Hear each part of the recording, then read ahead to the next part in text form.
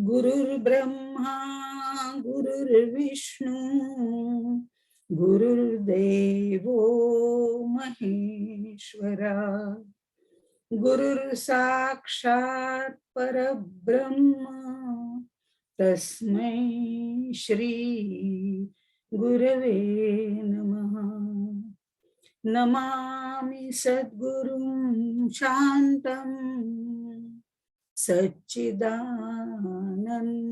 विग्रहं पूर्णब्रह्म परानन्दम् ईशं मालन्दिवल्लभम्। ज्ञानेश्वर महाराज की जय। जय जय रघुवीर समर्थ। आपण अमृतानुभवाचा विचार करतोय। खरं म्हटलं तर अमृतानुभव किंवा अनुभवामृत, अनुभवामृताच्या तात्विक अंगाचा आपण विचार करतोय, त्या दृष्टिकोनातून विचार करतोय, तात्विक ग्रंथाचा विचार करतोय। ग्रंथ सांगण्याकरता आपल्या प्रापंचिकांना जे अनुभव आलेले आहेत त्या अनुभवातनच एखादा अनुभव घेऊन त्याचीच उदाहरणं देऊन त्याचेच दाखले देऊन दृष्टांत देऊन ही सगळी वर्णनं माऊलींनी आपल्यासाठी केलेली आहे। म्हणजे हे जे सगळं प्रापंचिकाचं वर्णन आहे, संसाराचं वर्णन आहे, प्रपंचाचं वर्णन आहे, हे प्रपंचाचं वर्णन त्याचा आपल्याला अनुभव आहे आणि तो आपल्याला अनुभव असल्यामुळे तोच अनुभव लक्षात घेऊन त्या अनुभवाच्या अनुषंगाने ते आपल्याला तत्वज्ञान सांगतायत। कारण आम्हाला एकदम तत्वज्ञान सांगितलं तर कळायला थोडं अवघड जाईल, त्यामुळे आमचाच एक दृष्टांत त्यांनी घेतलेला आहे, लग्न झालं वगैरे या पद्धतीने प्रापंचिकाचा। इथे हे जे सगळं वर्णन केलंय त्यामध्ये जर आपण प्रक्रिया बघितली तात्विक दृष्ट्या तर मिथुन हा जो भाव आहे, मैथुन मिथुन, या भावामधले जे आपल्याला येणारे अनुभव आहेत त्या अनुभवाच्या अनुषंगाने त्यांनी त्यांचा सत्यप्रीतीचा अनुभव सांगितलेला आहे। म्हणजे आपल्या मैथुन प्रीतीतनं त्यांनी आपल्याला सत्यप्रीतीचा म्हणजे त्या सत्तत्वाचा अनुभव सांगितलेला आहे। हा विलक्षण आहे खरं म्हणजे। आपला हा प्रापंचिक अनुभव जो आपल्याला आपल्या जीवनामध्ये येत असतो मैथुनाच्या बाबतीत, मिथुनाच्या बाबतीत, इथे मिथुन म्हणजे मेहुण या दृष्टिकोनातनं आहे, आपण त्याचा अर्थ मागच्या वेळेला पाहिला होता। त्यामुळे मेहुण जे आहे, पती पत्नी जे आहे त्या दृष्टिकोनातनं त्यांनी सांगितलंय। खरं म्हणजे प्रपंच आणि ते एकमेव द्वितीय असं सत्य हे दोघं विलक्षणच आहेत, विरुद्ध लक्षणाचे आहेत, पण तरी सुद्धा याचा परफेक्ट उपयोग करून त्यांनी आपल्याला हा सांगितलेला आहे।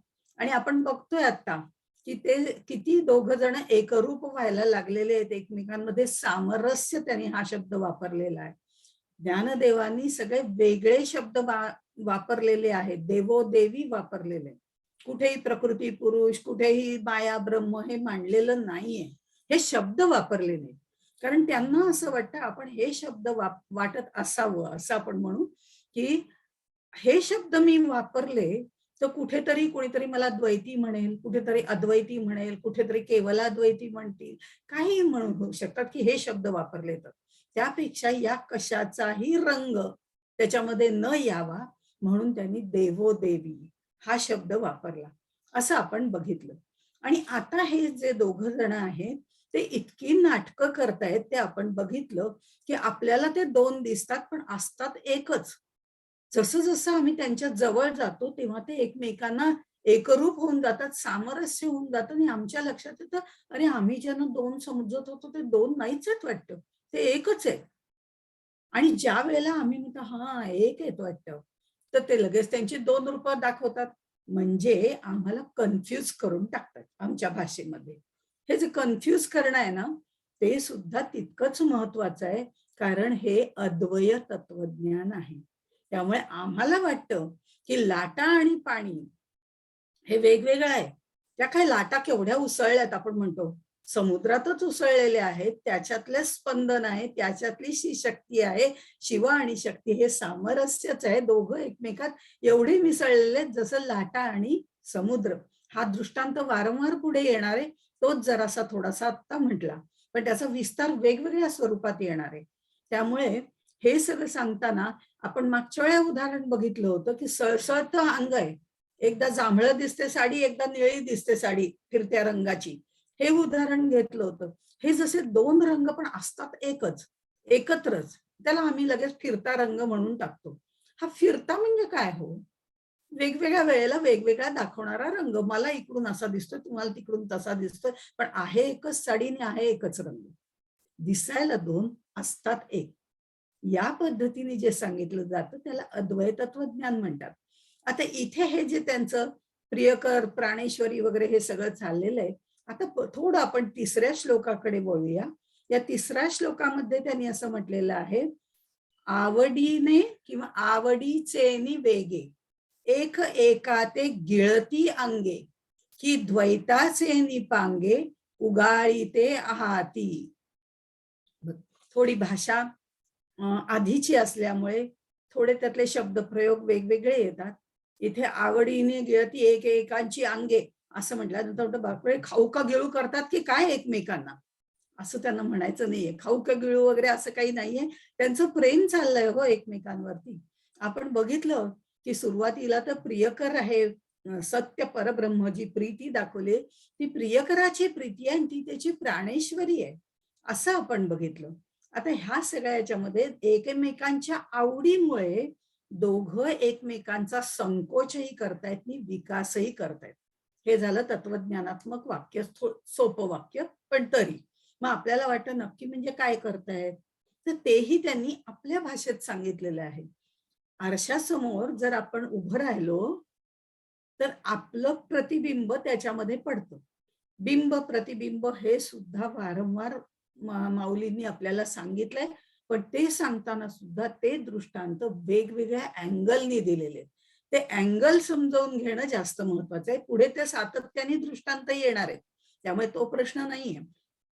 इथे जे पाहणारा त्याचं प्रतिबिंब त्या आरशामध्ये पडतं. म्हणजे जोपर्यंत द्वैत भाव निर्माण होतो की मी आरशासमोर उभी आहे, मी बिंब, ते प्रतिबिंब, हा द्वैत भाव आहे. मी म्हणत नाही की मी ते प्रतिबिंब म्हणजे मीच आहे, नाही नाही, ही मी आहे, माझं ते प्रतिबिंब आहे. म्हणजे इथे तुझं माझं आलं, तुझं माझं आलं म्हणजे मी तू पण आलं, मी तू पण आलं म्हणजे तू तू मै आलं. म्हणजेच आम्ही दोघं वेगळे आहोत असं आम्हाला वाटतं. पण खरं जर पाहिलं तर ज्या वेळेला मी त्या आरशापासून दूर होते त्यावेळेला ते कुठे जातं प्रतिबिंब? ते माझ्यातच विसर्जित झालंय. ही आरशाची उपाधी मध्ये आल्यामुळे ते आम्हाला दोन वाटतायत, हे बिंब आणि ते प्रतिबिंब, पण ते दोन नाहीच आहे. मी हसले तर ते हसते, ते हसलं तर मी हसते, असं नाही. मी हसले तर ते हसतंय, मी बाजूला झाले की ते बाजूला होते. ते माझंच प्रतिबिंब आहे. ते दोन वेगळे नाहीत, पण बघताना मात्र असं वाटतंय की ते दोन वेगवेगळे आहेत. तसंच हे दोघ जण आम्हाला वेगवेगळे वाटतायत, पण ते इतके समरस झालेले आहेत, ते आवडीने वेगे एक एका ते गिळती. आता संसार करतायत ते दोघ जण, नुसतंच प्रेम करत नाहीये. प्रेम त्यांचं चालूच आहे, प्राणेश्वरी वगैरे हे सगळं आहे. हे सगळं झाल्यावर आता ते संसार करायला लागले. हा संसार ज्या वेळेला ते करतायत त्यावेळेला काही वेळेला एकदा एकाच मत बघ, म्हणजे आपल्या संसारातलं म्हणतो आपण, नवरा बायको संसार करतात कारण आपली उदाहरणं त्यांनी दिलेली आहेत.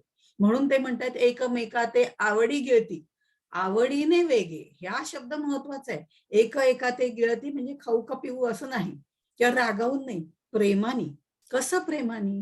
तर नवरा बायकोंचा संवाद चाललेला आहे, पती पत्नींचा संवाद चाललेला आहे, देवो देवींचा संवाद चाललेला आहे. आणि त्या ठिकाणी ही दोघ जण एकमेकांना आपली आपली मतं जेव्हा आपण मांडत असतो तेव्हा आपण म्हणतो नाही मला असं वाटतंय बाबा, असं केलं की जरा बरं वाटतं नाही का. हो का, पण मला जरा असं वाटत होतं.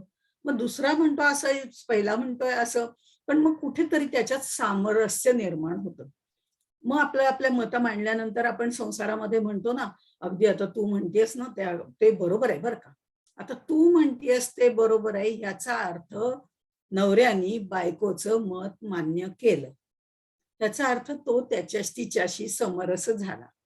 काही वेळेला नवऱ्याचं मत असतं, ते बायको म्हणते, "हां, हे अगदी बरोबर आहे. आपण असंच करूया." ती त्याच्याशी समरस झाली. हा सामरस्य हे एकमेकात एक गिळती आहे. हे एकमेकात एक गिळती म्हणजे प्रकृती भावास जोर आला. मी पुन्हा जड वाक्य वापरते. जड म्हणजे खरं त्यांच्या दृष्टीने फार सोपं म्हणतायत ते. आम्हाला कळायला जड जातं.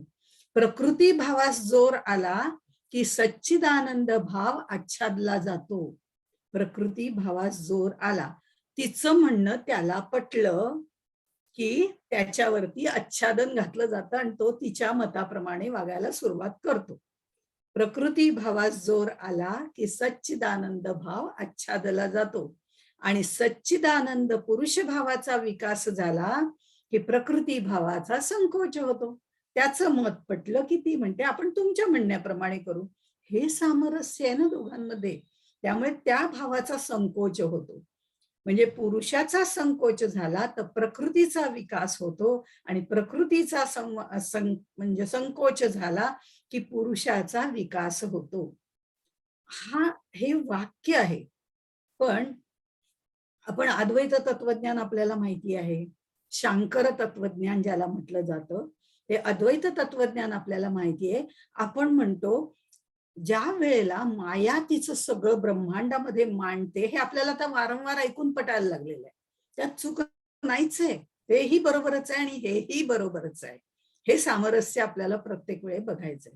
तर अद्वैत तत्वज्ञानामध्ये काय म्हटलं असतं, की ह्या मायेनी सगळा विकास करायला सुरुवात केली म्हणजे काय सगळं चराचर धडाधड निर्माण करायला सुरुवात केली. कुणाच्या जोरावर? त्याच्याच जोरावर. हे त्यांनी सगळं विश्व निर्माण करायला तिने सुरुवात केली. प्रचंड घडामोडी करायला सुरुवात केली आणि त्या केल्यानंतर ते जे काही नामरूपाला आलेलं आहे, त्यामुळे साहजिकच त्याचा संकोच झाला. त्याचं जे आतलं तत्व आहे ते आम्हाला कळेनासच झालं. म्हणजे आम्हाला सगळीकडे पृथ्वी, पक्षी, झाडं, फळं, पानं, तू, मी, वेगवेगळे संत, सज्जन कितीतरी लोक दिसायला लागले आणि त्याच्या आतलं जे सगळ्यांचं तत्व आहे ते मात्र दिसेनाच झालं. त्याचा संकोच झाला. ते मावळून गेलं. हे आम्हाला जसं पटतं तसंच त्यांनी इथे सांगितलेलं आहे. आपण दुसरं उदाहरण घेतलं याच बाबतीमध्ये तर घरामध्ये जर आपण हे उदाहरण घेतोय बरं का, एवढं लक्षात ठेवायचं. हे खरं नव्हे. आपल्याला जायचंय त्या देवोदेवींकडे. हे नक्की लक्षात ठेवायचंय. पण आपल्या मनावरती हे सामरस्य बिंबवण्याकरता त्यांनी आपलीच उदाहरणं दिलेली आहेत म्हणून हे संकोच होणं वगैरे म्हटलेलं आहे. आपल्याच घरामध्ये आपण जर बघितलं काही ठिकाणी नवऱ्याचं वर्चस्व असतं. आपल्या भाषेत सांगितलं की आपल्याला बरोबर कळतं. बायकोचं काही चालत नाही. इथे काय म्हणू आपण? पुरुष भावाचा विकास आहे आणि प्रकृती भावाचा संकोच आहे किंवा जो देव आहे त्याचा विकास आहे कारण त्याचंच वर्चस्व घरात चालतं, त्याचंच म्हणणं ऐकलं जातं, त्याच्याच म्हणण्याप्रमाणे जातं. हिला काही महत्वाचं नाही. आणि जर तिचं काय आहे त्या बाबतीमध्ये तिचा संकोच झालेला आहे. पण तिच्या मनात खूप आहे हो. पण तिला तिचं काही चालत नाही ना नवऱ्यापुढे आपण म्हणतो ना, तशा पद्धतीने. म्हणजे घरात नवऱ्याचं वर्चस्व आहे म्हणजेच काय? या देवाचा विकास झालेला आहे. देवी शांत बसून आहे. तो सांगेल तसं ती करते आणि मोकळी होते. काही आपलं हे चालवत नाही. पण काही ठिकाणी पुरुषांचं काहीही चालत दोन्ही रूपं आपल्याला बघायला मिळतात. काही ठिकाणी पुरुषांचं काहीही चालत नाही. ही जी देवी शक्ती आहे ना, ती आपलं कार्य इतकी जोरात करत राहते. ती म्हणते, "राहू दे हो, तुमचं ते सगळं हे जास्त बरोबर आहे." आणि मग सगळे म्हणतात, "अगदी हा बायला झालाय." सगळं बायकोच्या मनाप्रमाणे चालतो. आहे ना? मग हे जसं आहे, तसं ज्या वेळेला त्या देवीचा विकास होतो, त्यावेळेला या देवाचा संकोच होतो. आणि ज्या वेळेला देवाचा विकास होतो, असे हे देवोदेवी, त्यावेळेला या देवीचा संकोच होतो. हे एकाचा विकास आणि दुसऱ्याचा संकोच दुसऱ्याचा विकास, त्यावेळेला एकाचा संकोच, हे महत्वाचं तत्व याच्यातनं आपल्याला सांगितलेलं आहे. म्हणजे हे देवोदेवी सामरस्याने काम करतायत, पण कधी कोणाचा विकास होईल, कधी कोणाचा संकोच होईल, हे आपल्याला सांगता येत नाही. जेव्हा अशा पद्धतीने होतं त्याला त्यांनी म्हटलंय एकमेकाते गिळती. आणि ते प्रेमाने चाललेलं आहे, हे लक्षात घ्यायचंय, की ती तयार आहे, तोही तयार आहे. या पद्धतीने एकमेकांना विचारून हे करतायत, हे देवोदेवी आपलं कार्य सुरू करतायत. आता ह्याच्यामध्ये हे जे आहे ना, ते अद्वय तत्वज्ञान आहे. आणि शंकराचार्यांचं शांकर तत्वज्ञान ज्याला म्हटलं जातं, ते अद्वैत तत्वज्ञान आहे. थोडंसं असं मला आता सांगण्यात आलं, की मागे आपण हे पाहिलेलं आहे खरं म्हणजे. पण तरी सुद्धा एकदा रिवाईव्ह करण्यासाठी किंवा एकदा उजळणी करूया आपण म्हणूया. ते उजळणी करण्याच्या दृष्टिकोनातनं आपण ते पुन्हा बघूया. थोडक्यात बघूया, पण तरी सुद्धा जसे जसे दृष्टांत यायला लागतील, त्या वेळेला आपल्याला हे जे अद्वय आणि अद्वैत याच्यातला फरक लक्षात येईल. दोन्ही तत्वज्ञान एकच आहे, मांडणीची पद्धत वेगळी आहे. ही मांडणीची पद्धत कशी आहे हे आपण त्यावेळेला बघितलं होतं. काही जणांनी कदाचित पहिलं ऐकलं नसेल किंवा त्यावेळेला जॉईन झाले नसतील, असंही असू शकतं. तर म्हणूनही असेल किंवा आपलंच ज्ञान आपण 10 वेळा वाचलं, जे आपल्याला शिकायचंय, की ते आपल्याला पाठ होतं. पाठ झालं की आपण त्या दृष्टीने विचार करायला लागतो किंवा आपल्या मनामध्ये ठसतं. म्हणून आपण ते बघूया, असंही करायला हरकत नाही. इथे जर आपण बघितलं तर थोडं ह्या भाषेत सांगते, की आद्य शंकराचार्य आहेत, त्यांचं केवल अद्वैत आहे. फक्त अद्वैत, शुद्ध अद्वैत असं आहे. आणि ज्ञानदेवांचं आहे ते पूर्णाद्वैत आहे. म्हणजे दोघांचंही अद्वैतच आहे. पण तरी मग वेगवेगळी नावं का दिली बरं? दोन्ही एकच आहे म्हणताय. दोन्ही तत्व एकच आहे, पण मांडण्याची पद्धती वेगळी आहे, म्हणून त्याच्यामध्ये दिसायला आम्हाला ती वेगवेगळी दिसतात, आहेत एकच. इथेही पुन्हा सामरस्य आहे. म्हणजे कारण त्यांनी म्हटलेलंच आहे ना, की भाष्यकारा ते वाट पुसतू, त्यांच्या पावलावर पाऊल टाकूनच मी जाणार आहे. म्हणजे काय? अद्वैत तत्वज्ञानच बघणार आहे. पण तरी माझी मांडणी थोडी वेगळी आहे. ती तो मांडणी जी वेगळी आहे ना, ती ह्या आत्ताच्या परिस्थितीला धरून आहे. आम्हाला ज्या वेळेला सांगितलं जातं, हे माया-बिया काही नाहीये, हे जग निर्माणच झालेलं नाही. अगा जे झालेचे नाही त्याची वार्ता करीसी काय. अहो झालंच नाही. अहो झालं नाही कसं म्हणता? दिसतंय ना, मी इथे बोलतेय, तुम्ही तिथे ऐकताय, आम्ही एकमेकांना बघतोय.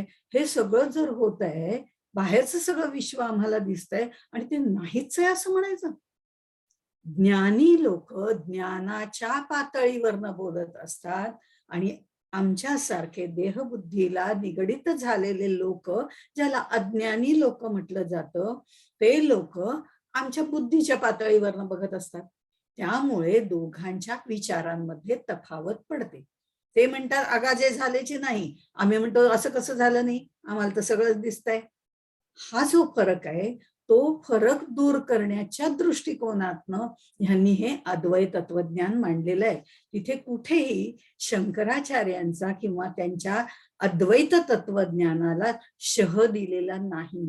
ते म्हणतात तेच मला सांगायचंय, फक्त तुमच्या भाषेत येऊन सांगायचंय. तुम्ही लोक म्हणजे आमच्यासारखी जी लोक आहेत, त्यांच्या भाषेत येऊन मी सांगितलं, अद्वय मांडलं की तुमच्या लक्षात येईल. शांकर तत्वज्ञान, आता आपण शांकर म्हणूया, ते द्वैत अद्वैत काही वेळेला काय होतं, गोंधळ होतो. तर शांकर तत्वज्ञान म्हणजे आदिशंकराचार्यांचं आणि माऊलींचं तत्वज्ञान, अशी 2 नावं ठेवू आपण आपल्या सोयीसाठी. शांकर तत्वज्ञानामध्ये मायेचा निरास केलेला आहे. ती माया नाहीच आहे असं म्हटलेलं आहे. इथे माऊलींच्या तत्वज्ञानामध्ये जीव, जगत आणि ईश्वर हे सगळं मिळूनच ब्रह्म आहे असं त्यांनी म्हटलेलं आहे. शांकर तत्वज्ञानामध्ये ब्रह्म आणि माया या 2 गोष्टी सांगितलेल्या आहेत. माऊलींनी शिवशक्ती सांख्यांप्रमाणे न म्हणता, पुरुष प्रकृती सांख्यांप्रमाणे न म्हणता देवो देवी शिवशक्ती असं म्हटलेलं आहे. प्रकृती पुरुष म्हटलेलं नाही. सांख्य तसं म्हणतात. ते द्वैती आहेत, हे अद्वैती आहेत. या दोन्हीचा समन्वय त्यांनी साधलेला आहे असंही म्हणायला हरकत नाही. त्यांनी देवो देवी हा तिसराच त्याला शब्द दिलेला आहे. शांकर तत्वज्ञानामध्ये ब्रह्म आहे ते प्रधान आहे, मूळ आहे, तेच एकमेव, एकम एव अद्वितीय, त्याच्यासारखं दुसरं कोणी नाहीच, तेच आहे. बघा इथे ते सांगितलेलं आहे. म्हणजे प्रधान काय आहे? परब्रह्म. आणि माया गौण आहे हो, गौण आहे म्हणजे तिला दुय्यम स्थान आहे. दुय्यम स्थान काय आहे? कारण ती संकल्पना आम्ही ब्रह्म पटवण्याकरता केलेली संकल्पना आहे, ती कल्पना आहे, आणि कल्पना कधी खऱ्या नसतात, म्हणून ती गौण आहे असं त्यांनी म्हटलेलं आहे. इथे माऊलींनी म्हटलेलं आहे की हे देवो देवी दोघही समान आहेत. समान स्त्री पुरुष कायदा त्यांनी मांडलेला आहे. बघा त्याच वेळेला दोघांशिवाय संसार होऊच शकत नाही. त्यामुळे दोघही समान पातळीवरती आहेत, समान अधिष्ठानावरती आहेत. समान अधिष्ठान असंही त्यांनी म्हटलंय. म्हणजे जे मंगल शिव आहे, सुंदर शिव आहे, सत्यम शिवम सुंदरम म्हणतात, ते जे शिव आहे ते शिव, त्या शिवाच्या अधिष्ठानावरती हे देवो देवी आहेत असं त्यांनी म्हटलेलं. समान अधिष्ठान. इथे ते म्हणतात नाही, ती त्याच्यातच उत्पन्न झाली आणि त्याच्यातच विलीन होणारे माया, ती मिथ्या आहे, ती माया लोप पावते. इथे माऊली म्हणतात ते दोघं लोप पावत नाहीत, ते एकमेकांमध्ये मिसळून जातात, एकमेकांची मतं बघतात, एकमेकांना सांभाळून घेतात, आणि एकदा एकाने आवरलं तर दुसरा पसारा मांडतो, दुसऱ्याने पसारा मांडला तर पहिला आवरायला घेतो. हे जे आहे ना, हे दोघांचं एकमेकांमध्ये सामरस्य, गोडी गुलाबीनी करतायत होते. त्यामुळे असं नाहीये की ते त्याच्यामध्ये विसर्जित होऊन गेली, असं नाही, समान आहेत ते दोघ जण. आता हे म्हणतायत की शंकराचार्यांचं शांकर तत्वज्ञानामध्ये म्हटलेलं आहे की जग हे मिथ्या आहे, आभासी आहे. आम्ही जे आता बोलतोय ते आभासी दुनियातनं बोलतोय. तसं हे जे आहे हे आभासी आहे, क्षणभंगूर आहे, वगैरे वगैरे. हे त्याचं विवर्त आहे. हे सगळे शब्द जड आहेत. शंकराचार्याने विवर्तवाद, म्हणजे अजातवाद वगैरे वगैरे, तेही आपण बघू हळूहळू. पण इथे ह्यांचं काय म्हणणं आहे, असं नाहीये, ते मिथ आहे. मिथ हा धातू त्यांनी तिथे वापरलाय. एकांतामध्ये हितगुज करणारे, परस्परांना अनुकूल असणारे असं हे मेहुण आहे. शिवशक्ती किंवा देवो देवी हे मिथुन आहे, आणि ते मिथुनच त्यांनी आपल्यातलं घेतलेलं आहे, आणि त्याप्रमाणे हे सगळं वर्णन इथे केलेलं आहे. आता हे जे अद्वय आणि अद्वैत असं जे मी मगासपासून म्हणतेय, त्याच्यामध्ये खरं पाहता हे झालं त्यांच्या तत्वज्ञानानुसार. पण तरी सुद्धा आपण आपल्या शब्दांमध्ये जर बघितलं, ठरवलं, तर अद्वय आणि अद्वैत या दोन शब्दांमध्ये वाच्यार्थाने काहीही फरक नाही. अर्थाच्या दृष्टीने काहीही फरक नाही. अद्वय, अद्वय म्हणजे द्वय नाही, ते अप्रत्यय लावून नकारात्मक दाखवलं जातं त्यावेळेला. अद्वय, द्वय नाही, दोन नाहीत, दोन नाही म्हणजे एकच आहेत.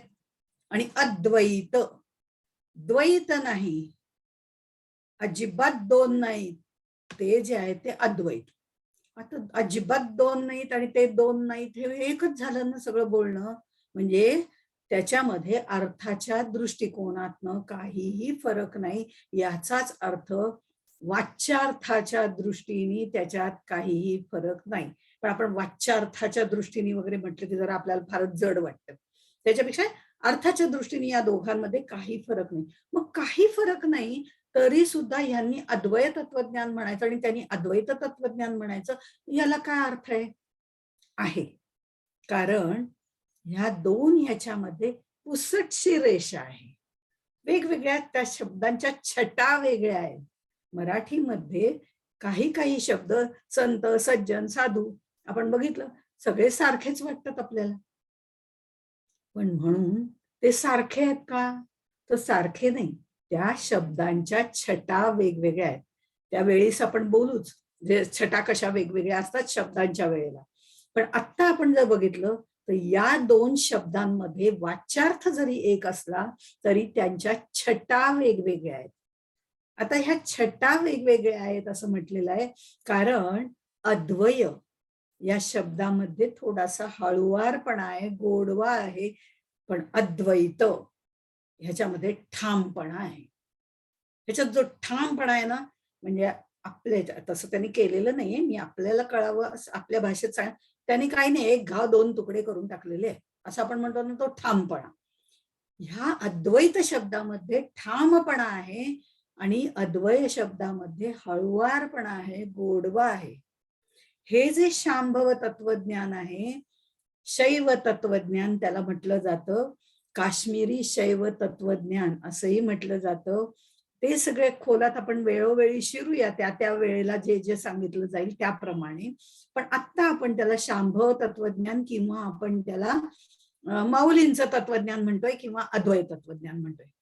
या शांभव तत्वज्ञानामध्ये अद्वय अद्वय या अद्वयाला महत्व आहे. शांभव तत्वज्ञानामध्ये अद्वयाला महत्व आहे. आता हे जे शैव तत्वज्ञान आहे, शैव तत्वज्ञान, शांभव तत्वज्ञान, ते सोपं करून सांगण्यासाठी माऊलींनी अद्वय तत्वज्ञान म्हणून शब्द वापरलेला आहे. अद्वय तत्वज्ञानामध्ये किंवा आधी आपण म्हणूया शैव तत्वज्ञानामध्ये, शैव तत्वज्ञानामध्ये किंवा शांभव तत्वज्ञानामध्ये जर बघितलं तर मूळ मूळ मूळ कोण आहे? शिवतत्व आहे. आपण काय म्हणतो? परब्रह्म तत्व आहे. इथे यांनी शांभव तत्वज्ञानामध्ये म्हटलं शिवतत्व आहे, कारण ते समजतात शिवापासून सगळं निर्माण झालंय. अद्वैत तत्वज्ञानी म्हणतात परब्रह्मापासून निर्माण झालंय. काही फरक आहे का? नावात फरक आहे फक्त. हे म्हणतात शिवापासून शिवतत्व जे आहे ते मूळ आहे, हे म्हणतात परब्रह्म तत्व मूळ आहे. दोन्ही सारखंच आहे, शब्द वेगवेगळे आहेत. एकात ठामपणा आहे, एकात गोडवा आहे. शिवतत्व ते चैतन्य आहे. त्या चैतन्याला ज्ञानशक्ती आणि क्रियाशक्ती असे 2 त्यातनं निर्माण झालं असं शांभव तत्वज्ञान सांगतं. म्हणजे अद्वैत तत्वज्ञान काय म्हणतं? त्याचं स्पंदन म्हणून माया निर्माण झाली. पण इथे मात्र यांनी थोडा वेगळेपणा आहे शांभव तत्वज्ञानामध्ये. तो असा आहे की शांभव तत्वज्ञानामध्ये ते म्हणतात की मूळ शिवतत्व आहे, ते चैतन्य तत्व आहे. त्या चैतन्याच्या ह्याला 2 अंग प्राप्त झालेली आहेत, एक ज्ञानशक्ती, एक क्रियाशक्ती. ही जी ज्ञानशक्ती आहे ना, ती पुरुष आहे आणि जी क्रियाशक्ती आहे ती प्रकृती आहे. ठीक आहे? म्हणजे इथे पुरुष प्रकृती हे दोघं एका अंगी चारुस्थळी ते त्या शिवतत्वावरती अधिष्ठित आहे. आम्ही काय म्हणतो? माया अद्वैत तत्वज्ञानाप्रमाणे, शांकर तत्वज्ञानाप्रमाणे, शांकर आणि शांभव, तर शांकर तत्वज्ञानाप्रमाणे आम्ही काय म्हणतो की माया त्याचं स्पंदन आहे, त्याच्यातच निर्माण झालेली आणि ती त्याचीच आहे. इथे त्यांनी म्हटलंय एक नाही, ते 2 निर्माण झाले. एक ज्ञानशक्ती आहे, क्रियाशक्ती आहे, कर्तृत्व शक्ती आहे. म्हणजे पुरुष आणि प्रकृती असं त्यांनी म्हटलेलं आहे. आणि ही दोघं सगळ्याचा पूर्णपणे विस्तार करतात सृष्टीचा. हे दोघं अद्वय आहेत. दिसायला 2 आहेत एकच. कारण ज्ञान मिळाल्याशिवाय कार्य करता येत नाही आणि कार्य करण्यासाठी ज्ञान लागतं. मग आम्ही इथे काय म्हणतो? मायेला म्हणजे माया जी आहे ती परब्रह्माची शक्ती घेऊन कार्य करते. मायेला ब्रह्माशिवाय कार्य करता येत नाही आणि परब्रह्माला मायेशिवाय प्रगट होता येत नाही. हे शब्द अद्वैत तत्वज्ञानामध्ये वापरतात. इथे काय होतं? ते म्हणतात ज्ञानशक्ती आणि क्रियाशक्ती या दोन्ही शक्ती एकत्र येऊन त्या सृष्टीचा त्यांनी विस्तार केलेला आहे. म्हणणं एकच आहे, मांडणी वेगळी आहे. आणि म्हणून ते म्हणतात एका अंगाची 2 अंग एकमेका ते गिळती. हे जे आपण पहिल्यांदा सांगितलं ते इथे सांगितलेलं. अमृतानुभवामध्ये सार्धकेन च कस्यार्धम हे आपण 5 श्लोकांमध्ये बघितलं होतं कुठलं अंग कुणाला जोडलंय ते काही समजतच नाही, कारण ते इतके एकमेकांमध्ये मिसळलेले आहेत. हे अद्वय आहे. त्या दोघुलेपणांमध्ये एकुलेपणा आहे, हे आपण त्यावेळेला बघितलं होतं. हा गोडवा आहे ना. अहो म्हणतात दोन पण आहेत एकच. पती पत्नींचं तरी काय आहे, तसंच आहे ना. एक गंमत म्हणून सांगते, पती पत्नींच्या बाबतीमध्ये हा अनुभव आपल्यापैकी प्रत्येकाने घेतला असेल, कारण तो प्रपंचाचा अनुभव आहे. आता माझंही वय 70-72 असं वय आहे, 71 वय आहे चालू. तर त्यामुळे संसार पूर्ण परिपूर्णतेला आलेला आहे. अशा वेळेला मी उदाहरण सांगते, हे लक्षात घ्या, की सुरुवातीला अगदी माझं नवीन लग्न झालेलं होतं.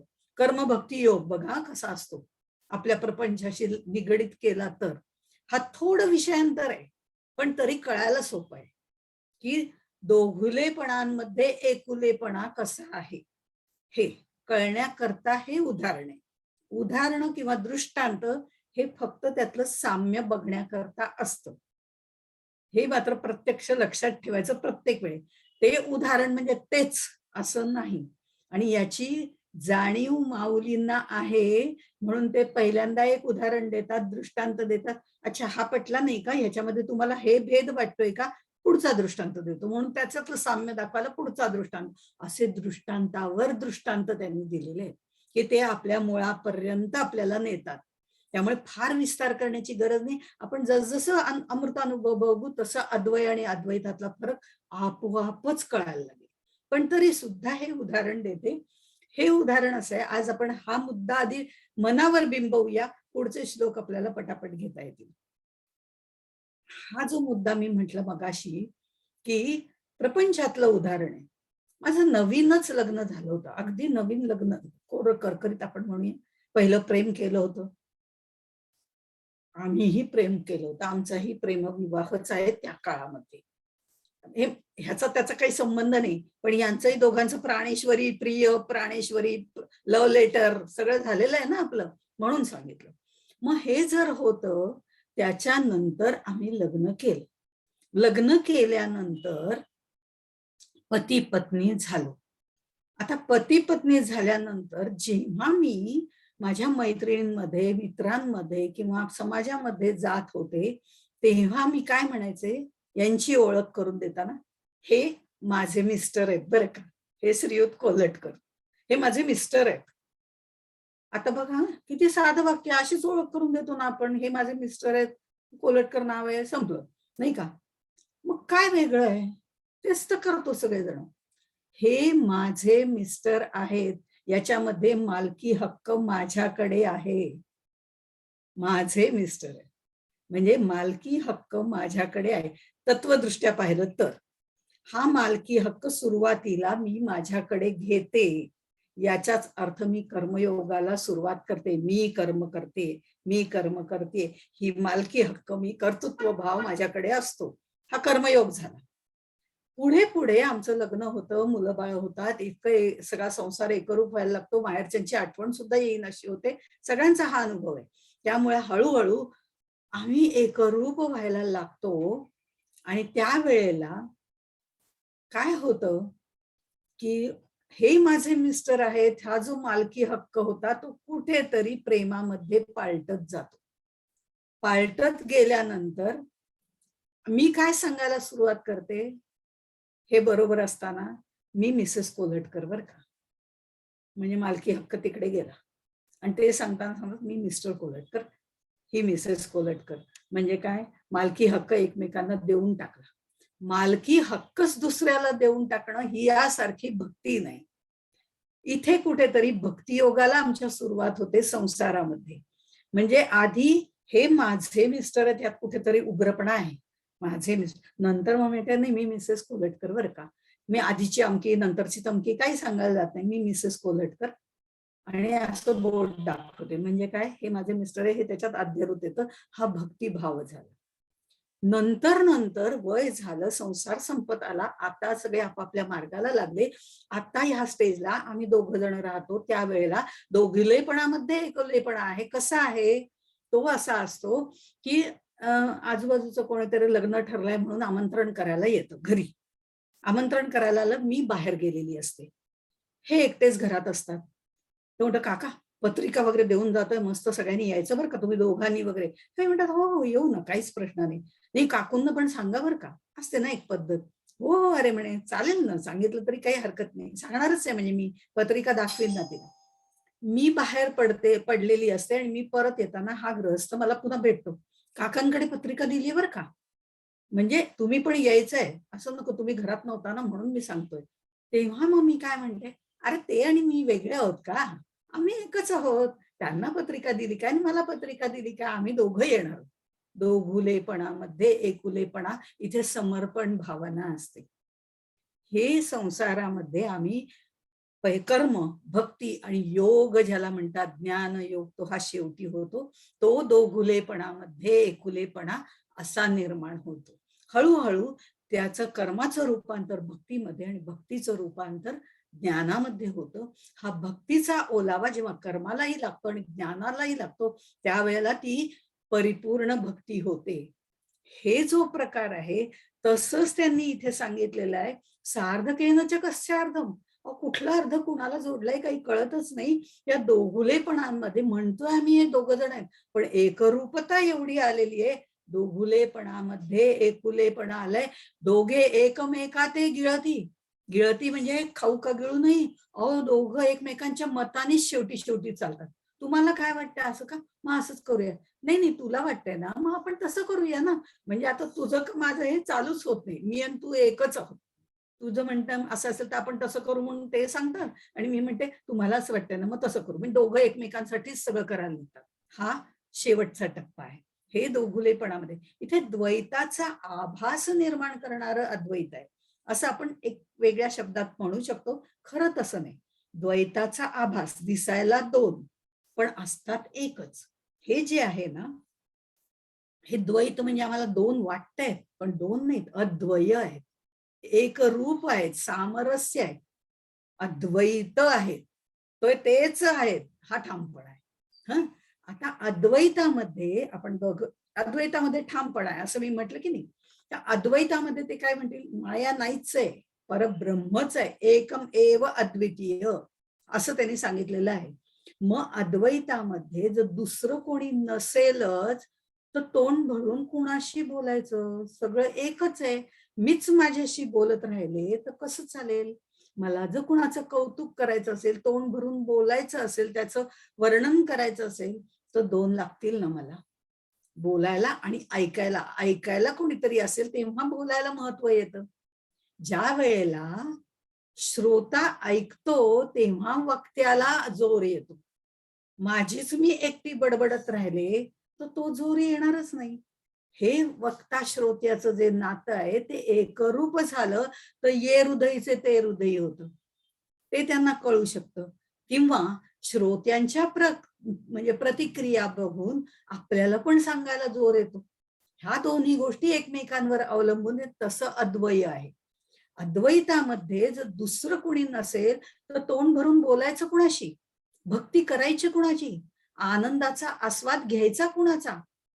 द्वैत असेल तर हा भाग आपण घेऊ शकतो. म्हणजे सगळं करू शकतो. पण ह्याच्यामध्ये द्वैत आहे. पण द्वैत आहे, पण तिथे जर मी, तू, मै चाललेलं असेल, तर ते प्रेम राहणार नाही. या दोघांमध्ये प्रेम असेल, भक्ती असेल आणि दोघं स्वतःला एकरूप मानत असतील, तर तिथे ते जे आहे ते अद्वय निर्माण होतं. अद्वयामध्ये द्वैताची गोडी आणि अद्वैताची ज्ञानगोडी आणि या दोन्हीचा समन्वय साधण्यासाठी भक्ती, ह्या सगळ्या एकत्रित गोष्टी असतात. म्हणून अद्वयाला थोडासा गोडवा आहे, अद्वैताला तो थोडासा जडपणा आहे असं आपण म्हणूया. किंवा ह्या सगळ्या ह्याच्यामध्ये जर आपण म्हटलं की अद्वैत तत्वज्ञान हे ठामपणे मांडलं जातं. म्हणजे जसं मी मगाशी म्हटलं, अगाजे झालेची नाही, ची नाहीच असं त्यांनी म्हटलंय. हा ठामपणा आहे, झालेची नाही. च, या चला पण खूप अर्थ आहे. त्याच्याबद्दल कथाही यात्रेंची आणि चव्हाणांची सांगितली जाते. आपल्याला परिचित असेल तो जोक. आत्ता इथे काही सांगावं असं वाटत नाही.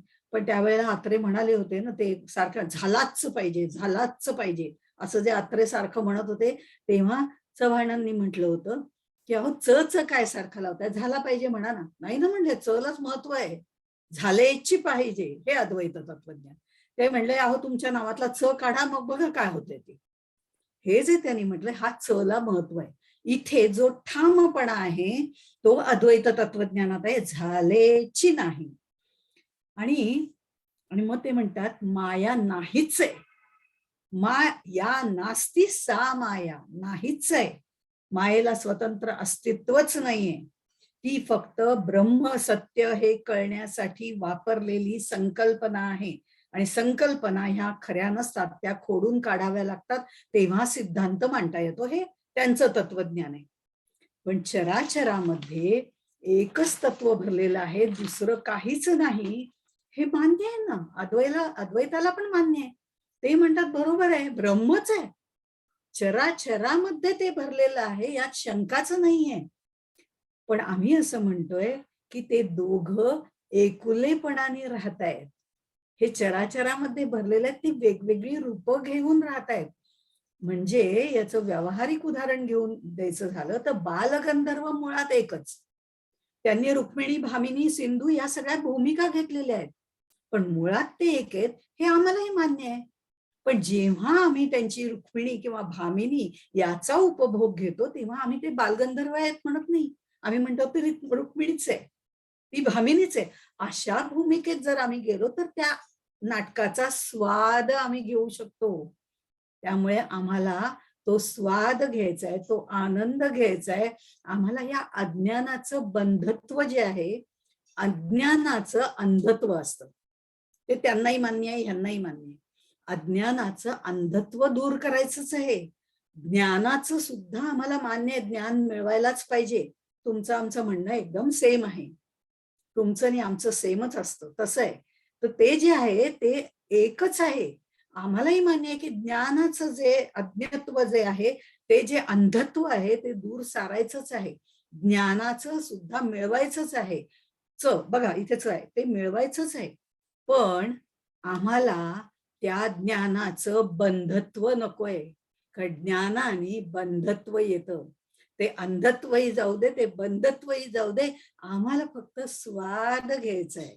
तो स्वाद ते कसा कसा घेणार आहेत ते आपण प्रत्येक वेळी बघणारच आहोत, की बघा हा स्वाद घेतलेला आहे, असं आपण बघणारच आहोत. ही जी भूमिका आहे ना, ती महत्वाची आहे. त्यामुळे हा अद्वय आणि अद्वैतातला खरा म्हणजे प्रकार, दोन्ही एकच सांगतायत, मांडणी वेगळी आहे. आपण जर एकत्र आलेलो आहोत या जीवनामध्ये, आपण जे आलोय तो आनंद उपभोगण्यासाठी आलेलो आहे, ते कशाला नाकारायचं, असं माऊली म्हणतात.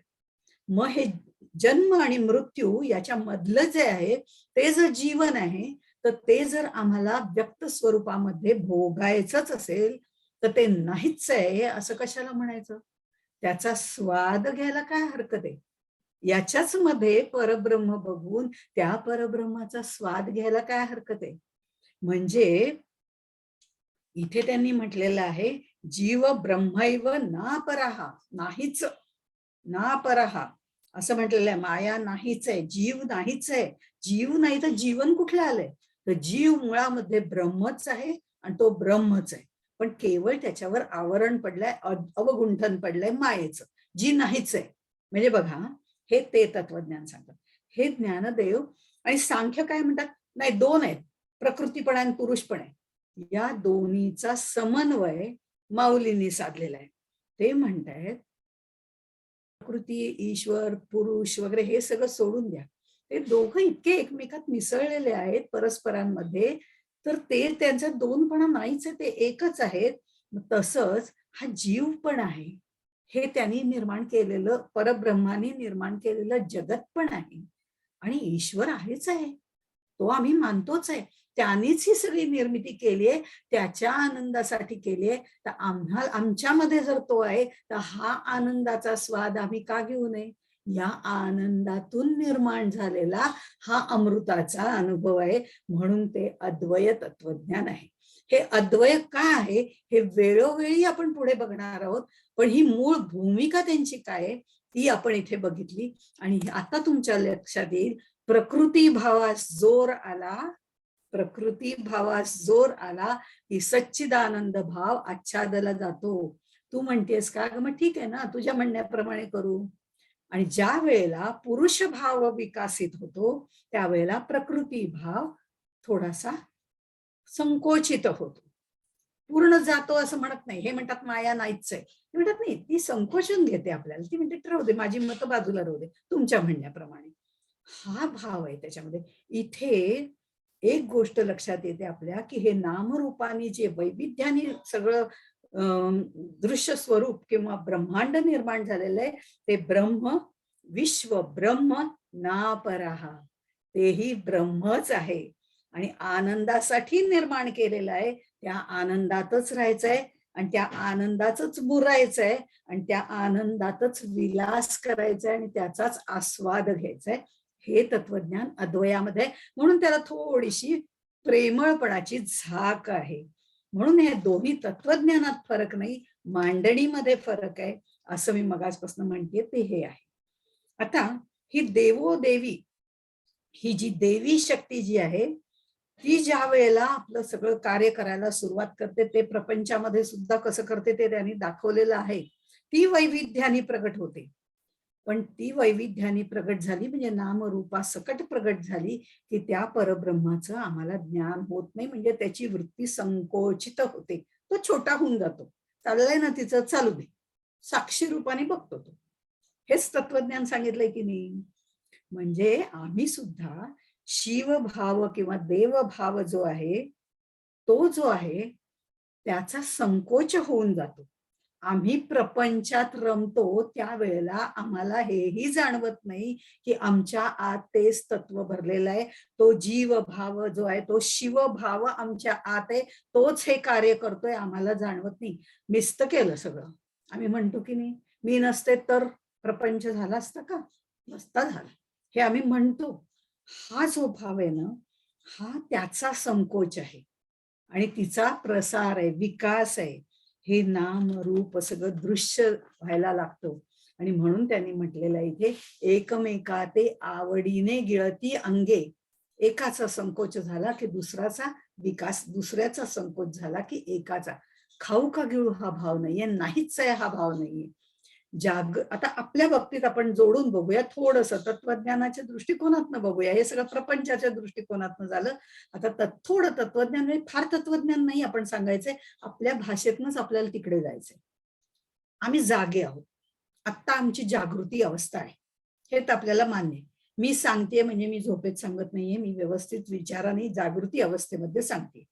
तुम्ही सगळेजण ऐकताय, श्रोते तुम्ही जनार्दन परमेश्वर स्वरूप, मग तुम्ही सुद्धा जागृतीमध्ये ऐकताय, म्हणजे समजून उमजून ऐकताय, जागृतीमध्ये ऐकतायत. मी जागृतीमध्ये सांगते, ही आमची जागृती अवस्था आहे. आम्ही कार्य करतो वेगवेगळी सुसंगत रीतीने करत असतो, ही आमची जागृती अवस्था आहे. आता ज्या वेळेला शरीर आणि इंद्रियांनी आम्ही ह्या जागृतीमध्ये कार्य करत असतो, ते आम्ही स्वप्नावस्थेमध्ये जातो. आपल्याला जागृती, स्वप्न, सुषुप्ती, तुर्या सगळं माहिती आहे खरं म्हणजे शाब्दिक दृष्ट्या. इथे कसा आपल्याला त्याचा अर्थ लावता येईल अद्वयामध्ये. आम्ही जागृतीमध्ये ज्या वेळेला आमची शरीर आणि इंद्रिय जी आहे, ते मन जे असतं ते त्यांना गिळून टाकतं. मन शरीर आणि इंद्रियांना गिळून टाकतं, आवडीने गिळती अंगे, तो त्यांना गिळून टाकतो. आता जागृती आहे आमची, आम्ही शरीर इंद्रियासह कार्य करतोय. मन जेव्हा त्याला गिळून टाकतं म्हणजे आम्ही स्वप्नावस्थेत येतो. आम्हाला झोप लागते. आता झोप लागता लागता दिवसभराच्या ह्याच्यातले काही ना काहीतरी आठवत राहतं. सुसंगत असतच असं नाही. अगदी काश्मीरातला बर्फ तो आमचा, परदेशातला बर्फ तो सुद्धा आमचा कोकणात पडायला लागतो आणि आम्हाला कोकणात गेल्यावर अगदी मज्जा वाटते. कुठला कोकणात बर्फ पडायला? पण हे सुसंगत नसतं. मन जे असतं ते इंद्रिय आणि शरीर यांना गिळून टाकतं आणि मनोनिर्मित दृश्य तयार करतं. कारण दिवसा काहीतरी बोलणं झालं असतं की ह्या वेळेला कोकणात जाऊया मे महिन्यामध्ये, आणि आमच्या डोक्यात असतं काहीतरी काश्मीरला जाऊया, असं काहीतरी होतं आणि ते कॉम्बिनेशन आम्हाला स्वप्नामध्ये दिसतं. हे आपल्याला सर्वांना साधारणपणे माहितीची अवस्था आहे. हे जे आहे, मला सांगण्याचा मुद्दा हा आहे की जागृतीमध्ये जे शरीर, इंद्रिय, मन सगळं जागृत असतं, त्यावेळेला स्वप्नावस्थेत जातो तेव्हा मन शरीर आणि इंद्रियांना गिळून टाकतं. आणि नंतर मनोनिर्मित सर्व दृष्टी जे त्या मनाला वाटेल तसं ते दाखवायला सुरुवात करतं. शरीर इंद्रिय कुठेही जात नाहीत, त्यांना गिळून टाकलेलं असतं, ती तिथंच असतात अंथरुणावर आणि स्वप्न पाहतात. ठीक आहे. आता सुषुप्तीमध्ये गेलो. सुषुप्तीमध्ये कुणी कुणाला गिळलं? सुषुप्ती म्हणजे गाढ झोप आहे. या गाढ झोपेमध्ये हे जागृती मधल्या जे इंद्रिय, शरीर आणि आता जे मनाने त्यांना गिळलंय त्या मनाला सुद्धा गिळलं जातं. मनच राहत नाही. आता मनच नाही म्हटल्यावर विचार नाही. कुठलेच विचार नाही. सुसंबद्ध नाही, असंबद्ध नाही, कुठलेच नाही. बरं शरीर आणि हे पण निद्रिस्त झालेलं आहे, त्या मनाने गिळून टाकलंय. आता या मनाला सुद्धा त्यांनी गिळून टाकलेलं आहे आत्मतत्वानी. ते मन मनच राहिलेलं नाही. ते अमनच होऊन गेलेलं आहे. आता या ठिकाणी जी सुषुप्ती निद्रा आहे तिथे काहीच समजत नाही. पण झोपलेलो आहोत. काहीच समजत नाही म्हणजे तिथे आमच्यात कर्तृत्व भाव नाही, भोक्तृत्व भाव नाही, मी तूपणाचा भाव नाही, मी अमकी आहे, मी तमकी आहे हा भाव नाही, काहीच नाही. ते काहीच नाही म्हणजे ह्या सगळ्याला त्या आत्मतत्वानी गिळंकृत केलेलं आहे. ते आहे बरं का. पण ते आहे याचंही भान आम्हाला नसतं, कारण ही जी सुषुप्ती अवस्था आहे ती अज्ञानाची अवस्था आहे. ती वेगळी आहे. आपण याच्याही पुढच्या 4 अवस्था आहेत त्या या अनुभवामृतामध्ये किंवा अमृतानुभवामध्ये सांगितलेल्या आहेत. जागृती, स्वप्न, सुषुप्ती, तुर्या. याच्याच पुढच्या अवस्था जागृती, स्वप्न, सुषुप्ती, तुर्या काय प्रकारे असतील याचं वर्णन पुढे आहे. पण ते आपण आत्ता बघणार नाहीये. कारण आपण आत्ता आपल्याला ओळीने जायचंय म्हणजे आपल्याला पुढचं समजेल. पुढचं आधी सांगितलं की कन्फ्युजन होईल. आत्ता जर आपण बघितलं, हा जो सगळा पसारा आहे ह्या एकमेकाला गिळणंच आहे ना. आणि ज्या वेळेला शिवाच्या हातातलं डमरू वाजायला लागतं, तो जागृत होतो म्हणजे ते आतलं आत्मतत्व जागृत होतं, ते सगळं गिळून टाकते. आणि हे सगळं गिळून टाकल्यावरती हा सगळा पसारा आम्ही सुषुप्ती मनामध्ये आवरून टाकतो. काही समजत नाही. शेजारी सर्प आहे का सुंदरी आहे हे सुद्धा कळत नाही झोपलेली. आपल्या बाजूला कोण झोपलाय? अहो मोठा सर्प. हो का? मला कळलंच नाही. अहो काही कळणार नाही. सुषुप्ती गाढ निद्रा. चोर येऊन गेला कळलंच नाही. कळलं कोणाला? ज्यांनी सगळं तुमचं आतमध्ये जागृत होऊन धरून ठेवलंय ना त्याला कळलं. तो दुसऱ्या दिवशी तुम्हाला स्मृती परत आणून देतो आणि सांगतो, अगं हे काल असं असं झालं होतं. हो का? मला कळलंच नाही. ही अज्ञानाची अवस्था आहे. म्हणजे हे जसं आहे त्यावेळेला पुन्हा नंतर असं होतं की आम्हाला जागृती अवस्था येते. आम्ही पुन्हा जागे होतो आणि पुन्हा सगळा प्रपंच सुरू होतो. म्हणजे मग आम्हाला पुन्हा ही सगळी माया जी आहे ती आम्हाला गुरफटवून टाकते आणि आम्ही सकाळी उठल्याबरोबर पुन्हा संसारात लागतो. आमच्या लक्षातच येत नाही कालची सगळी स्मृती दिली कुणी, कालचं सगळं आयुष्य पुन्हा कुणी दिलं पुढे, काल काय केलं होतं, कुठपर्यंत थांबलो होतो हे कुणी सांगितलं. या सगळ्या स्मृती ज्या आहेत त्या त्यांनी दिल्यात, कारण तो त्यावेळेला जागा होता. हे जे सगळं आहे तसंच हे जेव्हा पुरुष तत्व जागृत होतं आणि ते तांडव नृत्य करायला लागतं तेव्हा सगळ्याचा लय होऊन जातो, ज्याला आम्ही प्रलय असं म्हणतो. हे सगळ्या गोष्टी होणारच आहेत. पण इथे आता माऊली कसं आपल्याला वेगळं सांगतायत. इथे माऊली थोडं वेगळं सांगतात. मी म्हणते ना त्याच्यामध्ये छटा आहे. त्यांनी संसाराचं वर्णन केलेलं आहे. आपल्या प्रपंचाचं वर्णन केलेलं आहे. ते म्हणतात हा खेळ जो आहे ना तो मांडलेला आहे ना, खेळ मांडियेला. हा जो खेळ मांडलाय ना तो आम्हालाच कंटाळा आला की आम्ही संपवून टाकतो. लहान मुलं भातुकलीचा खेळ म्हणतात की नाही, अगदी आपल्यासारखंच वर्णन. नातवंड बघा, आपली छोटी छोटी नातवंड असतात. त्या आता आजी तुला मी ना भात करून देते. कसला भात आलाय? ते पोहे त्याच्यात टाकतात, थोडंसं पाणी शिंपडतात, त्या छोट्या गॅसवर ठेवतात, त्याच्यावर काही नसतं.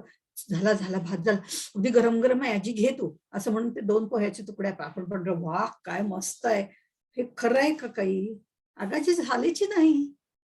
पण तोच खेळ जर ती मुलं बाहेरची कोणी मुलं आली खेळायला, तर ए लगेच चट्टामिट्टा करून टाकू रे, नको आता काही खेळायला. आपण बाहेर खेळायला जाऊ. इतक्या पटकन आवरतात. आम्हाला आमचा संसार आवरता येत नाही. आम्ही त्याच्यातच गुंतून जातो. ती अज्ञानाची अवस्था आहे, ती सोडायची आहे. ज्ञानाच्या अवस्थेत यायचंय, तिथला संसार बघायचा आहे आणि मग बंधत्वाकडनं आपण अंधत्वाकडनं बंधत्वाकडे आणि बंधत्वाकडनं दप्ती मात्र हा शब्द नंतर पुढे येणारच आहे वारंवार. ज्ञप्ती मात्र, ज्ञ मात्र, तो म्हणजे तो स्वाद घ्यायचा आहे. अशा पद्धतीने हा प्रवास सांगितलेला आहे. आणि ह्यामुळे हे जे दोघं आहेत देवोदेवी, त्यांचं कसं आहे, त्यांना तो छंदच लागलेला आहे. म्हणून ते पुढच्या ह्याच्यामध्ये खरं म्हणजे आपण पुढच्या 2 ओव्या तरी ह्याच्यामध्ये घेऊया, म्हणजे ह्याच्याशी निगडीत आहेत त्या घेऊया. हे पुरुष प्रकृती वगैरे न म्हणता हे देवोदेवी आहेत, या दृष्टिकोनातनं आपण आता बघायचंय. आणि ते बघताना त्या ज्या पुढची ओवी आहे, चौथी ओवी जी आहे ती म्हटलेली आहे, जी एकची नव्हे एक सरे, जी एकची नव्हे एक सरे, दोघा दोपण नाही पुरे, काय नेणू साकारे स्वरूपे जिये. एक सरे एकची नव्हे, दोघा पुरे दोपण नव्हे, साकारे स्वरूपे काय नेणू. हा अन्वय त्यांनी तिथे लावलेला आहे. आता इथे त्यांनी म्हणताना पुरुष प्रकृती म्हटलेलं आहे. थोडस सांख्य तत्वज्ञान हे त्याच्यामध्ये आलेलं आहे, पण ज्ञानदेवांनी अद्वैत तत्वज्ञान मांडलंय आणि त्या सांख्य तत्वज्ञानात आणि अद्वैत तत्वज्ञानात थोडा फरक आहे. तसंच सांख्य हे द्वैती समजले जातात, असं मगाशी मी उल्लेख केला होता. त्या खोलात न शिरता आपण ज्ञानदेवांचा चिदविलास बघायचाय, म्हणजे अद्वैत तत्वज्ञान बघायचंय. तर त्यामुळे ह्याच्यामध्ये त्यांनी म्हटलंय, जी एकची नव्हे एक सरे. कसं आहे, हे खरं म्हणजे एकची नाहीच आहेत, ते 2 आहेत. देव देवी, माय बाप आमचे, असे हे 2 जण आहेत. स्त्री पुरुष, पती पत्नी, हे दोघं दिसायला दोघं वेगवेगळे आहेत, हे निश्चित आहे. आणि तसं म्हटलं तर विलक्षण सुद्धा आहेत. सत असत विलक्षण असं म्हणतात, हा एक न्याय आहे. सत असत विवेक विलक्षण असं म्हटलं जातं. हे असे न्याय वगैरे असे शब्द वापरले ना की आपण फार काहीतरी जड शिकतोय असं वाटायला लागतं. म्हणून त्या ह्याच्यात न पडता आपण म्हणून हे देवोदेवी, देव सत आहे, देवी असत म्हणता येत नाही, पण ती त्याच्याशी समरूप झालेली आहे. हे असत आहे म्हणणं म्हणजे माया आहे म्हणणं. पण त्या दोघांचीही रूप टोटली वेगळी आहेत. त्यांची स्वरूप विलक्षण आहेत, विरुद्ध लक्षणाची आहेत. विरुद्ध लक्षणाची कशी आहेत? ही 2 आहेत का? 2 नाहीत. त्याच्याशिवाय ती कार्य करू शकत नाही, तिच्याशिवाय तो प्रगट होऊ शकत नाही. एकमेकांवर अवलंबून आहेत, एकमेकांना एकच सरे, एकची आहेत, पण दिसायला 2 आहेत, आहेत एकच. अरे इथे लिहिलेलंच आहे, सत विलक्षण, अनिर्वचनीय वगैरे हे सगळं या पुस्तकामध्ये लिहिलेलंच आहे, आपल्याला पुढे दाखवलेलं आहे आपल्या इथे. त्यामुळे हे जे आहे ते 2 जण 2 दिसतायत, पण एक आहे, हे सातत्याने ते आपल्यावर बिंबवत आहेत. बरं यांना साकार म्हणावं का? साकार म्हटलं की आकार आला, नामरूप आलं. पण सुरुवातीलाच त्यांनी म्हटलंय, ऐसी ही निरूपाधिके. आपण आधी बघितलेलं आहे, ऐसी ही निरूपाधिके म्हटलेलं आहे. यांना कुठलीही उपाधी नाही, असे हे देवो देवी आहेत. पण 2 आहेत, पण आहेत एकच. ही कल्पना त्यांनी मांडलाय. आणि म्हणून ते म्हणतात की ही निरुपाधी एक आहेत, पण काय नेणो साकार. का बरं यांना साकार वगैरे म्हणायचंय? खरं तर म्हणायची गरज नाही, कारण ते निरुपाधिकच आहेत हे मला पक्क माहितीये. पण आम्हीच त्यांना उपाधी लावल्या आहेत. याला देव म्हटलंय, त्याला देवी म्हटलंय, याला प्रकृती म्हटलंय, याला पुरुष म्हटलंय, याला शिव म्हटलंय, त्याला शक्ती म्हटलंय. ह्या सगळ्या गोष्टी आम्हीच निर्माण केलेल्या आहेत ना, आम्हीच त्याला उपाधी लावली. पण तो मुळात निरुपाधिक आहे. आणि त्याला म्हणून साकारे काय नेणू ज्ञातून न शक्यते, हे आपण बघितलं होतं. कुठलं अर्ध कुणाशी कसं जोडलंय हेच समजत नाही. त्यामुळे ती एकरूपच आहे, दिसायला 2 पण आहेत एकच. पण माया ब्रह्मामध्ये आम्ही म्हणतो एकम एव अद्वितीय. पण आता एकम एव अद्वितीय जर याच्याशी साम्य दाखवायचं झालं तर आपल्याला असंही म्हणता येतं, म्हणतायत बरोबर की एकम एव अद्वितीय, न द्वितीय, ठामपणे मत सांगतायत. पण एकम हे सुद्धा सापेक्षच आहे ना. एकम जेव्हा माझा पहिला नंबर आला असं मी म्हणते, याचा अर्थ दुसरा तिसरा चौथा कुणाचा तरी आलाय ना तरच माझा एक होईल ना. का मी एकटीच परीक्षा देते आणि माझाच पहिला नंबर आला म्हणण्याला काय अर्थ आहे? म्हणजे माझा पहिला नंबर आला सांगते त्याच वेळेला दुसरा तिसरा आहे हे सापेक्षतेने येतं की नाही. मग एकम एव अद्वितीय एवढं ठामपणे सांगितलं जातं हे सुद्धा दोनच्या सापेक्ष आहे. तो एकटाच आहे याचा अर्थ दुसरा कोणी नाही हे त्याच्यात अध्यारूत आलं की नाही. हे सापेक्षवाद म्हटलं जातं याला. म्हणजे थोडक्यामध्ये हे पण तशाच पद्धतीने सांगितलंय. ह्यांनी अद्वय तत्वज्ञान म्हटलंय. हे अद्वयाचं बीज या पहिल्या ह्याच्यामध्ये त्यांनी रोवलेलं आहे. आणि म्हणून ते म्हणताना असं म्हणतात ह्या दोघा दो पण नाही, दोन पण नाही, ते दोघं एकच आहेत. हे तुम्ही सगळे वाद वगैरे जे आहेत ना ते सोडून द्या. मी काय सांगतो हे देवो देवी आहेत. तुम्ही जसं संसारात दोघं आहात, संसाराची दोन चाकं आहेत, पण ही दोन चाकं त्या दोघं जण एकरूपत्वाने वागली तरच तो चाक नीट चालतील. नाहीतर एक चाक कलंडेल एक चाक कलंडेल तर ते नीट चालणार नाही. संसार नीट चालण्यासाठी, प्रपंच नीट चालण्यासाठी दोन चाकं लागतात, पण रथ एकच असतो. दोघं दोन वेगवेगळी रथाची चाकं आहेत, पण दोघांचा उद्देश एकच प्रपंच आहे. त्यामुळे दोघांचं उद्दिष्ट एक आहे. आणि हे दोघं कुठे चारुस्थळी एका रमणीय ठिकाणी आहेत. चारुस्थळ म्हणजे रमणीय. हेही त्यांनी आपल्याला हे अधिष्ठान कोणतं आहे? ते परमशिवाचं आहे. ते परब्रह्म परमशिव. म्हणजे बघा सांगण्यात तत्वज्ञानात फरक नाही, मांडणीमध्ये फरक आहे. आणि म्हणून ते इथे आपल्याला असं म्हणतात या दोघांना ना या भातुकलीचा खेळाचा जसं लहान मुलांना छंद लागतो ना तसं मोडणं आणि घडवणं, घडवणं आणि मोडणं, मांडणं आणि मोडणं याचा छंदच या दोघांना लागलाय. हा छंद लागलाय असं म्हणून ते म्हणतात कैसी स्वसुखाची आळुकी दोन्ही पण मिळून एकी न देतीच कौतुकी एकपण फुटो. हे जसं आहे तसं स्वसुखाची आळुकी असाही शब्द त्यांनी वापरलेला आहे. आळुकी म्हणजे छंद. पाचव्या येतात कैसी स्वसुखाची आळुकी. हा स्वसुखाची आळुकी. आळुकी म्हणजे छंद लागणं. छंद एखाद्या गोष्टीचं तेच तेच तेच तेच करत राहणं म्हणजे छंद लागणं. आता ते काय म्हणायचं मोबाईल बघायचा इतका छंदच लागलेला आहे. 2 मिनिटं झालं की लगेच असं, 2 मिनिटं झालं की लगेच असं.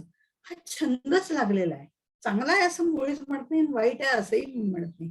काय बघतोय याच्यावरती अवलंबून आहे की काय चांगलं आहे का वाईट आहे. हा भाग आहे. ते सोडून देऊ. लहान मुलांना आपण आपल्या आता अमृतानुभवाच्या दृष्टिकोनातून बघू. स्वसुखाची आळुकी आपल्याच आनंदामध्ये स्वाद घेण्याचा या दोघांना छंदच लागलेला आहे. हे देवोदेवी आहेत त्यांना छंद लागलेला आहे. हा छंद कोणता आहे? आता लहान मुलांना छंद लागतो. आता लहान मी कोणाला म्हणते बघा, कारण हा आनंद सत्याचा आनंद आहे. त्या सतचा आनंद आहे. त्या मंगल शिवाचा आनंद आहे. घेतायत कोण? हे देवोदेवी. त्यांना तो निर्माण करायचा, मोडायचा हा जसा छंद आहे ना, तसा स्वसुखाचा पण आनंद त्यांना घ्यायचा आहे. आत्मानंद पण घ्यायचा आहे. आता ही स्वसुखाची आळुकी याचं उदाहरण देताना मी अगदी तान्हं मूल घेतलं. अगदी तान्हं मूल. थोडस जन्मलंय, थोडेसे हातपाय वर करायला लागलेलं आहे. थोडस त्याला कळायला लागलं. खूप काही कळतंय असं नाही. पण तो त्याच्या आनंदात असतो की नाही बघा, अगदी तान्ही मुलं. थोडी 4-5 वर्षाची झाली की त्यांना मी पण येतं बरं का. ती 3 वर्षाची वगैरे 2 वर्षाची झाली की मी पण येतं. पण आधी त्यांना काही कळत नाही. हातपाय हलवतायत, वेडं वाकडं कसंही हलवतायत, उघडे आहेत का, कपडे घातलेत, काही भान नसतं. आपल्याच आनंदात असतात. ती जी छोटी मुलं आहेत, लहान लहान मुलं जी आहेत ना, त्यांनाही छंद लागतो. बघा कसा छंद लागतो. आपल्या प्रपंचातलं उदाहरण देतो. अगदी नातवंड झालंय, थोडे दिवसच झालेत, जरा त्याला आता हा हो मी बोललेलं कळायला लागलंय. हे कळल्यानंतर माझ्यासारखी वयोवृद्ध सुद्धा नातवंडाकडे पाहून त्याचा तो आनंद बघून काहीतरी वेडेवाकडे हालचाल करते. म्हणजे त्याला हा हो असं काहीतरी काय ह्याला अर्थ आहे का? टाळी वाजवणं ह्याला काही अर्थ नाही हो माझ्या करण्याला. तरी मी असे काहीतरी वेडेवाकडे हालचाल करते आणि ते माझ्याकडे टक लावून बघतं की ही काय करते आणि हसतं. त्याला काहीतरी कळतं की काहीतरी हालचाल होतीये बरं का, म्हणून ते हसतं. ते इतकं छान हसतं. मला वाटतं ह्याला आवडलंय म्हणून मी पुन्हा करते, मांडते, पुन्हा करते, पुन्हा ते हसतं. असं मी 4-5 वेळा करते. हातवारे करते, काहीतरी आवाज काढते, त्या आवाजाला अर्थ नाही, त्या हातवाऱ्यांना अर्थ नाही, पण तरी सुद्धा मी करते. आणि ते बघून बघून ते मूल हसतंय. त्याला काय मिळाला आनंद माहिती नाही. मला काय मी करते मलाही माहिती नाही. ते हसतंय म्हणून मी करते एवढंच मला माहितीये. आणि मी ते वेडेवाकडे हातवारे आणि कशय म्हणून वा किती छान आहे हा हा हा असं मी करते, ते पण हसते. आता हे जे ते सतत केल्यामुळे हसतं, 4-5 वेळा हसतं, ही प्रक्रिया त्याच्या मनावरती बिंबते कुठेतरी इनर माइंडला. आणि नंतर बघा, तुम्ही असं करून बघा हा प्रयोग, जर खरंच छोटं मूल असेल, संध्याला तर नक्की करता येईल. त्यामुळे आता तिच्याकडे बाळ आहे. आपल्या कोणाकडे असेल तर तुम्ही जरूर करा, अगदी शेजारच्यांकडे सुद्धा. पण हे जेव्हा आम्ही करतो, त्या आमच्या करण्याला अर्थ नाही, त्याच्या हसण्याला अर्थ नाही, पण तरीही हे आम्ही करतो. आणि हे 4-5 वेळा केल्यावर त्यांनी 4-5 वेळा प्रतिसाद दिल्यानंतर काही करू नका. शांत बसा. काहीही करू नका. आपण काहीही करायचं नाही, नुसतं त्याच्याकडे बघायचं. तेही आपल्याकडे बघत राहतं. आता करते का पुन्हा ही, करते का पुन्हा ही, असं म्हणून ते बघत राहतं. आपण करत नाही आणि ते बघत राहतं. ते ही कुठेतरी इंटरॅक्शन आहे. आणि ते बघत राहतं आणि नंतर ते आपणूनच हसतं. आपणूनच हसतं म्हणजे मी हसायचंय तर तू कर ना. याच्यासाठी ते हसतं. हे हसणं जे आहे ना, तो आनंद आहे. आणि ते काहीही न करून जे आम्ही वेडेवाकडं करतो ना, तोही आम्ही घेतलेला आनंदच आहे. म्हणजे हा आनंद ज्याच्यामध्ये काहीही अर्थ नाही, काही मिळवायचं नाही, काही कमवायचं नाही, काही कर्तृत्व नाही, काही भोक्तृत्व नाही. हा आनंद घेण्यासाठी ते मांडतायत, मी मोडतायत, मांडतायत, मी मोडतायत. त्या मुलाला आपल्या हसण्याची वाट ते पाहतं, आपल्या बोलण्याची वाट पाहतं. तसं आम्हीही त्या आनंदाची वाट पाहिजे. मग जर आम्ही आनंदासाठी निर्माण झालोय, आनंदातच आम्हाला राहायचंय, आमचं हे जीवन आनंदात व्यतीत करायचंय, मग आम्हालाही त्या आनंदाचा छंद का बरं लागू नये? मग आम्हाला ते सांगतायत, तो छंद तुम्हाला लावायचा आहे ना, मग काही कर्तृत्व नाही, काही भोक्तृत्व नाही, असा आनंद मिळवायचा आहे ना, त्या करण्यातही काही नाही, त्या बोलण्यातही काही नाही, त्या हसण्यातही काही नाही. तो जो आनंद मिळतो, तो अनोखा आनंद जो आहे, तो मिळवायचा आहे ना तुम्हाला, मग विश्व ब्रह्म नापरहा हे लक्षात ठेवा. हे जे काही सगळं दिसतंय ना चराचर, ते ब्रह्मच आहे. हे लक्षात ठेवलं की आपोआपच. म्हणजे हे असत्य आहे, नाहीच आहे, असं म्हणूच नका. कारण म्हणत का नाही? कारण आम्हाला दिसतंय ना. आणि जे दिसतंय, जाणवतंय ते नाही कसं म्हणणार? हा आमच्या पुढचा प्रश्न आहे. हा समन्वय इथे साधलेला आहे. म्हणून ते म्हणतात, हे मोडणं, घडवणं हे जे ती तुमच्यासाठी करतेय ना, अहो प्रलय निरूपण सहज जाता जसं सांगते, दासबोधामध्ये आपण बघितलं. दासबोध असं नको, काय होतं माझ्या तोंडून पटकन दासबोध असं येतं.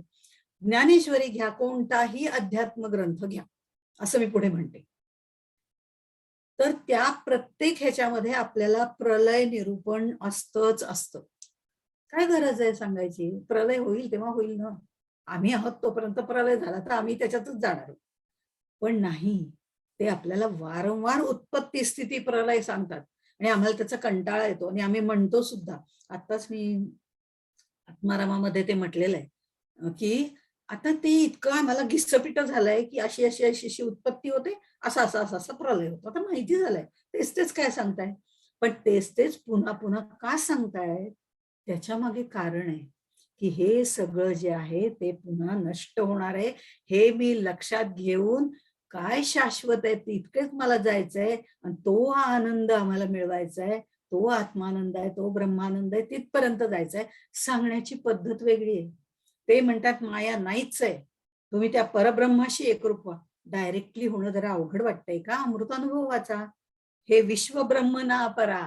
एकदा माझ्यातलं ब्रह्म कळलं, हे जागृती स्वप्न सुषुप्तीमधनं, की पुढची जी जागृती स्वप्न सुषुप्ती आहे, त्यातनं विश्व ब्रह्म ना परा हे तुम्हाला समजेल.